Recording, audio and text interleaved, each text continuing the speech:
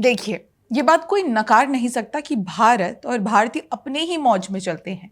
एक तरफ global markets गिर रहे हैं, ईरान यूएस वॉर ने दुनिया को चिंता में डाल रखा है, बड़े बड़े देश राशनिंग की नौबत तक आ गई है। और दूसरी तरफ भारत है, जहां भारतीय हिंदुओं ने केवल एक दिन में 20,000 करोड़ रुपए से ज्यादा का सोना खरीद लिया। जी, आपने बिल्कुल सही सुना, 20,000 करोड़ रुपए। देखिए, हर वर्ष अक्षय तृतीया पर करीब 20 से 25 टन सोना खरीदा जाता है।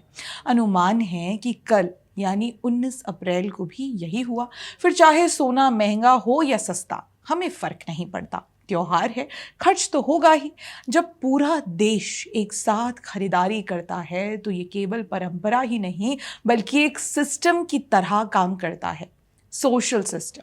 इसी विषय में भारतीय चिंतक धर्मपाल ने कहा था कि भारत की परंपराएं केवल रिवाज नहीं थी, बल्कि समाज को चलाने वाली एक लिविंग सिस्टम है। एक ऐसा सिस्टम जो बिना किसी केंद्रीय नियंत्रण के भी समाज को एक दिशा में ले जाता था।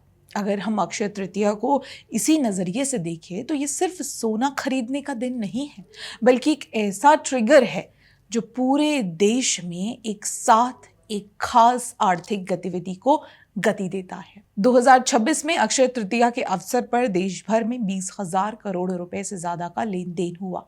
ये आंकड़ा इस बात का प्रमाण है कि हमारे त्योहार केवल धार्मिक नहीं, बल्कि आर्थिक दृष्टि से भी बेहद प्रभावशाली हैं। लेकिन सबसे दिलचस्प बात यह है कि लोग हर साल सोना खरीदते हैं, जबकि उनके पास पहले से ही सोना होता है। ऐसा क्यों?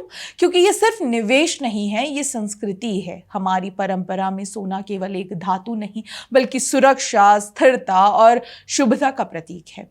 अक्षय का अर्थ ही है जो कभी खत्म ना हो। इस दिन खरीदी गई चीज को लोग समृद्धि का स्रोत मानते हैं। यही कारण है कि लोग बार बार सोना खरीदते हैं, क्योंकि वो सिर्फ धन नहीं, बल्कि एक विश्वास को आगे बढ़ा रहे होते हैं।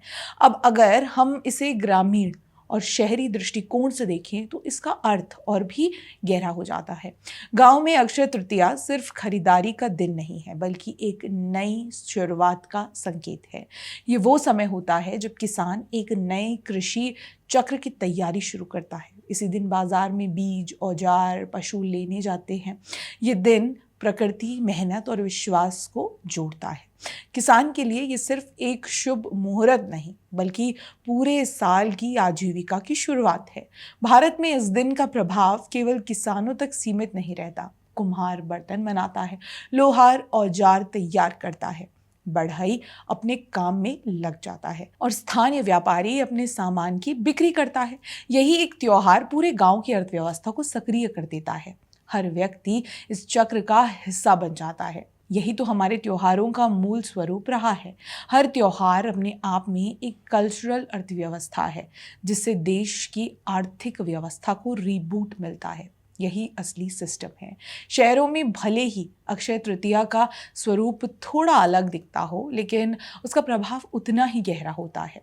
यहाँ लोग ज्वेलरी खरीदते हैं, नए वाहन लेते हैं, घर या प्रॉपर्टी में निवेश करते हैं, बड़े ब्रांड्स ऑफर्स लाते हैं, मार्केटिंग कैंपेन चलते हैं और उपभोक्ता खर्च बढ़ता है। लेकिन अगर ध्यान से देखें तो शहर में भी वही चीज़ हो रही है। डिमांड बढ़ रही है, कैश फ्लो बढ़ रहा है और अर्थव्यवस्था को गति भी मिल रही है।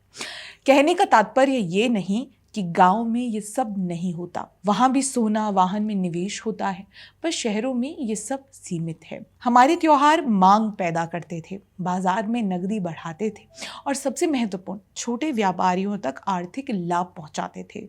धर्मपाल जी का मानना था कि भारत का समाज अपनी परंपराओं के माध्यम से खुद को संगठित करता था। ये एक डिसेंट्रलाइज्ड सिस्टम था, जहां हर व्यक्ति जुड़ा हुआ था, लेकिन किसी एक के नियंत्रण में नहीं था। अक्षय तृतीया इसका एक जीवंत उदाहरण है, जहां पूरा समाज एक साथ एक आर्थिक गतिविधि में भाग लेता है, बिना किसी केंद्रीय आदेश के। और सबसे खास बात, ये सिस्टम सिर्फ अर्थव्यवस्था को नहीं चलाता, बल्कि लोगों को जोड़ता भी है।